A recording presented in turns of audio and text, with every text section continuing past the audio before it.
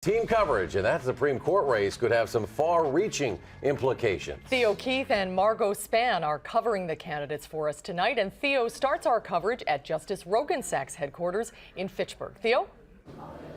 Well, Susan, Roggensack voted early this morning on the west side of Madison. She'll come here to the Veranda restaurant in Fitchburg a little later on. Now, this, of course, is officially a nonpartisan race, but the Supreme Court has become increasingly divided in the past few years. In fact, a similar race a couple of years ago nearly split the state apart, and Roggensack's opponent has keyed in on that division. Roggensack is part of the court's conservative majority that upheld the collective bargaining law in 2011.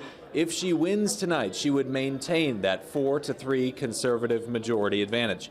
Throughout the campaign, Roggensack touted her experience as a justice these past 10 years in the hopes of winning herself another 10 years.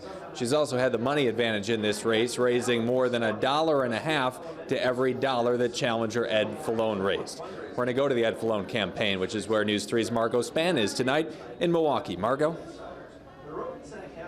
That's right, Theo. Challenger Ed Fallone, he's not here yet, but he cast his ballot earlier today outside of Milwaukee at the Whitefish Bay Public Library. Citing a 2011 incident where Justice Prosser put his hands on Justice Bradley, Fallone says a new face will bring a fresh perspective and improve relations among the justices. Critics of Fallone say he lacks judicial experience, but it's not required for the state's highest court. Fallone argues his 25 years as a lawyer matches his opponent's experience on the bench. Now, the Marquette law professor spent the day with family. He also volunteered outside of Milwaukee at a number of phone banks. Now, folks have not started gathering here yet. We're at the Best Place at the historic Pabst Brewery in downtown Milwaukee. We'll have more on this race coming up at 10. For now, we'll toss things back to you.